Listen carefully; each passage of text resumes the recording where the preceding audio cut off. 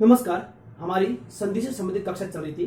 पिछली कक्षा में हमने संधि की परिभाषा और संधि के सामान्य भेद को हमने समझा। दो वर्णों के परस्पर मेल को करते हैं और उससे जो विकार और परिवर्तन पैदा होता है उसे हम संधि कहते हैं। संधि की परिभाषा थी और संधि के प्रकार स्वर संधि, व्यंजन संधि और विसर्ग संधि। स्वर संधि के पुनः 5 उपभेद होते हैं: दीर्घ, गुण, वृद्धि, यण और अयादि। आज के किस्म हम स्वर संधि के बारे में जानकारी प्राप्त करेंगे और स्वर संधि की विस्तृत रूप से चर्चा करेंगे। तो स्वर संधि हमारा प्रकरण है वो है संधि। अब संधि में हम आज पढ़ते हैं, पहली संधि है वो हमारे स्वर संधि। सबसे पहले तो हम स्वर संधि की परिभाषा जानते हैं कि स्वर संधि कैसे कहते हैं। यदि किसी शब्द में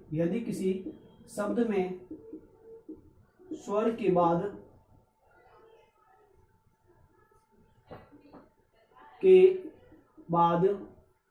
स्वर आ जाए, यदि किसी शब्द में स्वर के बाद स्वर आ जाए तो उसके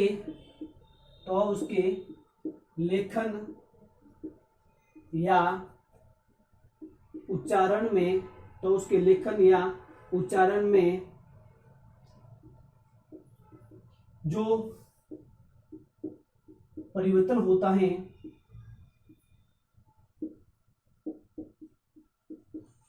उसे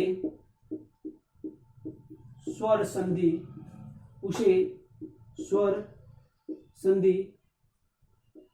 कहते हैं। साधारण सी परिभाषा है कि यदि किसी शब्द में स्वर आ जाए, किसी भी शब्द का अंतिम वर्ण स्वर हो और उसके जस्ट वाला जब हम योग करते हैं धन के बाद प्लस के बाद वाला शब्द भी आपके स्वर हो, यदि किसी शब्द में स्वर के बाद स्वर आ जाए तो उसके लेखन या उच्चारण में जो परिवर्तन होता है उसे हम स्वर संधि कहते हैं। जैसे आपको पता है कि स्वर संधि के 5 भेद होते हैं। स्वर संधि के 5 भेद होते हैं, पहले भी लिखा दिया आपको। नंबर 1 दीर्घ स्वर संधि, नंबर 2 आपके गुण स्वर संधि, नंबर 3 आपके वृद्धि स्वर संधि, नंबर 4 आपके यण स्वर संधि, नंबर 5 आपके अयादि स्वर संधि। ये स्वर संधि के 5 भेद आपको पहले लिखा दी है।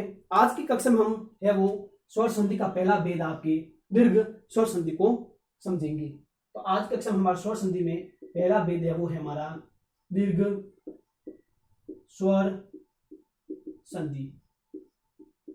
दीर्घ स्वर संधि को हम समझते हैं तो हम ये ध्यान रखना है कि यदि अ या आ के बाद अ या आ जाए तो दीर्घ आ हो जाता है। नियम नंबर 1 कि यदि किसी भी शब्द में आ के बाद और आ जाए और जब इनका मेल होगा तो आपके दीर्घ आ हो जाता है। ये आपको ध्यान रखना है, दीर्घ आ हो जाता है। नियम नंबर 2 यदि ई या ई के बाद वापस छोटी ई या बड़ी ई आ जाए तो आपके दीर्घ ई हो जाती है। ये नियम नंबर आपके 2 है कि दीर्घ ई हो जाती है। अब नियम नंबर 2 यदि ई या ई के बाद किसी भी शब्द के पहले शब्द में अंतिम वर्ण ई या ई हो और योग के बाद किसी भी शब्द का प्रथम वर्ण आपके ई या ई हो तो इन जब दोनों का मेल होगा तो दीर्घ ई हो जाएगी। तीसरा नियम है कि यदि ऊ या दीर्घ ऊ के बाद ऊ या दीर्घ ऊ आ जाए, यदि ऊ या ऊ के बाद दीर्घ ऊ या ऊ आ जाए तो दीर्घ ऊ हो जाता है। ये 3 नियम स्वर संधि के तहत आपके स्वर संधि के दीर्घ संधि में आपको 3 नियम याद रखने हैं। यदि अ या आ के बाद अ या आ ही आए और जब उनको जोड़ते हैं, हम योग करते हैं, तो आपके दीर्घ आ हो जाता है। उसके बाद हम देखते हैं, तो यदि ई या ई के बाद ई या ई आए तो जब हम उनको जोड़ते हैं तो आपके दीर्घ ई हो जाता है। इसके बाद नियम नंबर 3 याद रखना है कि यदि ऊ या ऊ के बाद हम ऊ या ऊ को जोड़ते हैं तो दीर्घ ऊ हो जाता है। इस 3 नियमों को हमें अच्छे समझना है और इन 3 नियमों के आधार पर हम स्वर संधि का पहला भेद दीर्घ स्वर संधि को बहुत ही आसान से समझ सकते हैं। तो अब हम इसको अ आ ई उ ऊ को बहुत ही घनतम समझते हैं, ताकि आज की इस कक्षा में आपके स्वर संधि का पहला भेद दीर्घ स्वर संधि एकदम कॉन्सेप्ट के साथ क्लियर हो जाए।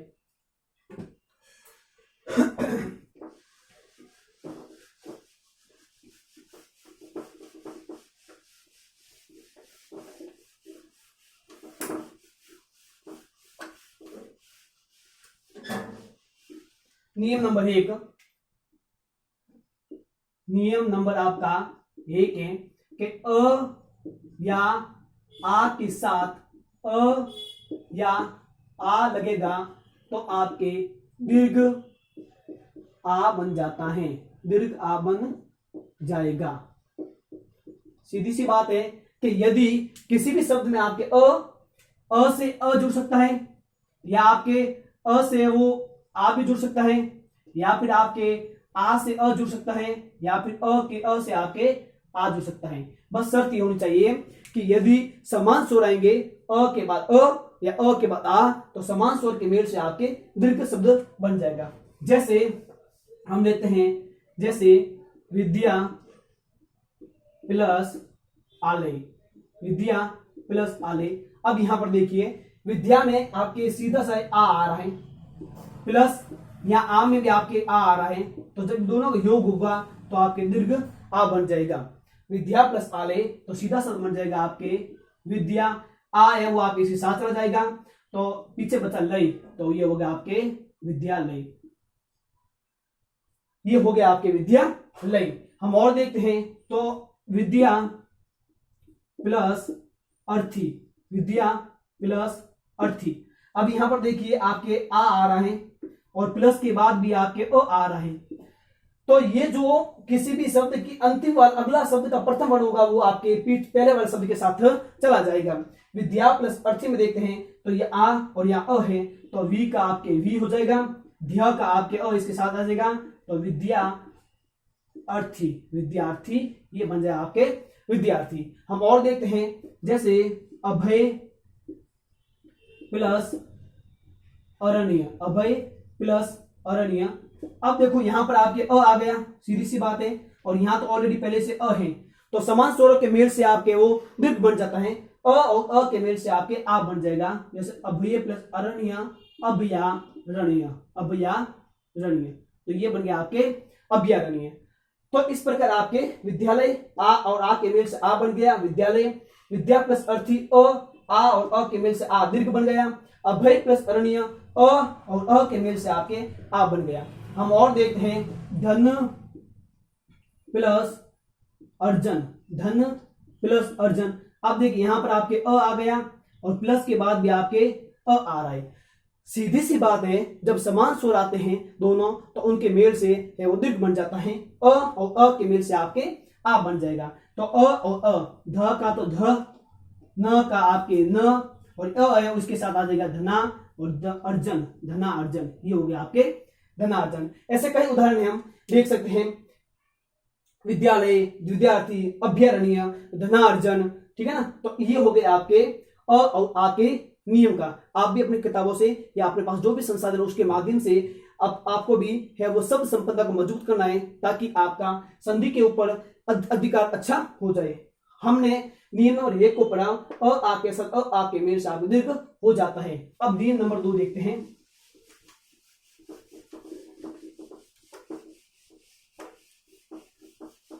अब नियम नंबर 2 देखते हैं।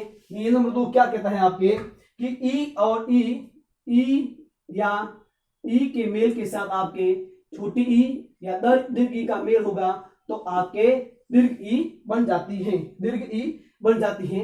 ई या ई के मेल के साथ छोटी या बड़ी आई तो आपके दीर्घ ई बन जाती है। जैसे हम देखते हैं, तो रवि प्लस इंद्र, अब देखिए यहाँ पर ई आपके छोटी है, यहाँ ई आपके छोटी है। अब ई आपके छोटी है और ये ई आपके छोटी है, तो अपने को क्या करना है कि छोटी ई और बड़ी ई से दीर्घ ई बन जाती है, तो रवि प्लस इंद्र से हो जाएगा आपके रविंद्र, वी हो जाएगा बड़ा। हम देखते हैं कपि प्लस ईश्वर, कपि प्लस ईश्वर। अब कपि प्लस ईश्वर हमें यह ध्यान रखना है कि जो आपका ई आया, ई आपके छोटा है यहाँ पर और यहाँ आपके ई बड़ा है, तो आपको पता है कि या तो ई छोटे के साथ बड़ा ई भी लग सकता है और बड़े ई के साथ है वहां पे छोटा ई भी लग सकता है। तो जो भी नियम हो उस नियम के अनुसार हमें दीर्घ करना है, तो कपि प्लस ईश्वर में हो जाएगा आपके कपीश्वर, कपीश्वर हो जाएगा। आप ई यहां पर हो जाएगा दीर्घ, ई आपके यहां पर हो जाएगा दीर्घ। हम अगला देखते हैं, तो हमें पता है कि नारी प्लस उत्सव,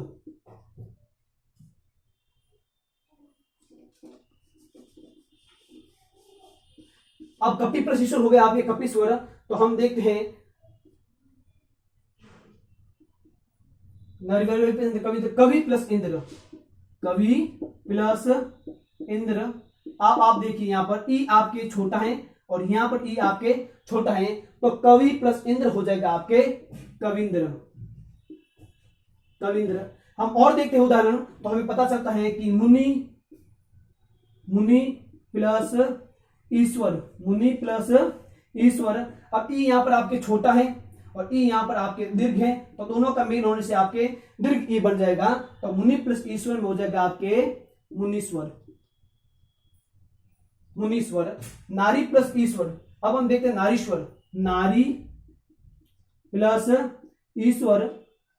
हम देखते हैं तो दीर्घी और दीर्घी, ये ऐसे भी हो सकता है, दीर्घ ई और दीर्घ ई का भी मेल हो सकता है। तो आप देखते हैं नारी प्लस ईश्वर, तो नारी प्लस ईश्वर हो जाएगा आपके नारीश्वर, नारीश्वर। तो ये हो गया आपके दीर्घ छोटी ई या दीर्घ ई के साथ जब बड़ी ई या छोटी ई का मेल होता है तो आपके दीर्घ ई बन जाती है।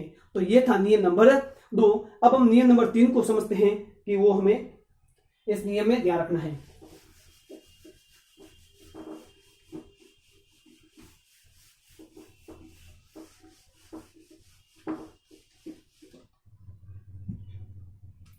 नियम नंबर 3 कहता है कि आपके ऊ या दीर्घ ऊ के साथ आपके छोटा ऊ या दीर्घ ऊ का मेल होगा तो वो आपके दीर्घ ऊ बन जाएगा।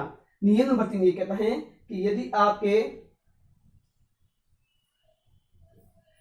आपके ऊ या ऊ होगा और उसके साथ ऊ या ऊ मिलेगा तो वो आपके दीर्घ ऊ बन जाएगा। जैसे हम लेते हैं भू प्लस ऊपरी, अब ऊ बड़ा है और यह छोटा है तो हो जाएगा भूपरी। अब और लेते हैं हम भू प्लस ऊष्मा। अब यहां देखिए आपके बड़ा ऊ और छोटा ऊ, बड़ा ऊ और छोटा ऊ का मेल हो रहा है, जहां बड़ा ऊ और छोटे ऊ का मेल होता है तो अब दीर्घ बन जाता है भू प्लस ऊष्मा, भूष्मा। और हम उदाहरण लेते हैं, जैसे परमाणु प्लस ऊर्जा, परमाणु प्लस ऊर्जा, यहां दीर्घ छोटा है यहां बड़ा है तो आपके बन जाएगा परमाणु ऊर्जा। भू प्लस ऊपरी भूपरी, भू प्लस ऊष्मा भूष्मा, परमाणु प्लस ऊर्जा परमाणु ऊर्जा। और इसके बाद अगर हम देखते हैं तो सिंधु प्लस ऊर्मी, सिंधु प्लस ऊर्मी। अब देखिए यहां दीर्घ ऊ है और यहां पर भी आपके दीर्घ ऊ है, दीर्घ ऊ प्लस दीर्घ ऊ आपके दीर्घ ऊ बन जाएगा सिंधु प्लस ऊर्मी आपके सिंधुर्मी, सिंधु प्लस ऊर्मी आपके सिंधुर्मी। तो इस प्रकार हमने देखा कि स्वर संधि का पहला भेद है वो आपके दीर्घ स्वर संधि। उसके अंदर आप देखेंगे तो आपको सामान्य नियमों को समझना है कि अ या आ के मेल से आपके दीर्घ ई बनता है, अ या आ के मेल से दीर्घ आ बनता है। दूसरा हम देखते हैं तो हमें पता है कि ई या ई के मेल से दीर्घ ई बनती है। रविंद्र, कविंद्र, मुनीश्वर, नारीश्वर। और पहले आपके विद्यालय, विद्यार्थी, आ प्लस आ के मेल से विद्या प्लस आले विद्यालय, विद्या प्लस अर्थी विद्यार्थी, है ना, अभय प्लस अरण्य अभ्रण्य। दूसरे हम देखते हैं तो हमें पता है कि ई के मेल से और जब ई जुड़ता है तो आपकी दीर्घ बन जाती है ना। उसके बाद हमने देखा कि उ के मेल से आपके दीर्घ बन जाए, भू प्लस ऊपरी भूपरी, भू प्लस उष्मा भूष्मा, परमाणु प्लस ऊर्जा परमाणु ऊर्जा, सिंधु प्लस उर्मी सिंधु उर्मी। तो ये था आपके आज की कक्षा में स्वर संधि का पहला भेद, दीर्घ स्वर संधि। दीर्घ स्वर संधि में हमें मात्र अ से अ, आ, ई, उ और उ, इन चीज शब्दों को ही हमें, इन स्वरों को ही हमें ध्यान रखना। इन स्वरों के आधार पर हमारी दीर्घ स्वर संधि हो जाएगी। हम अगले कक्षा में फिर मुलाकात करते हैं गुण संधि के साथ। तब तक जय हिंद, जय भारत।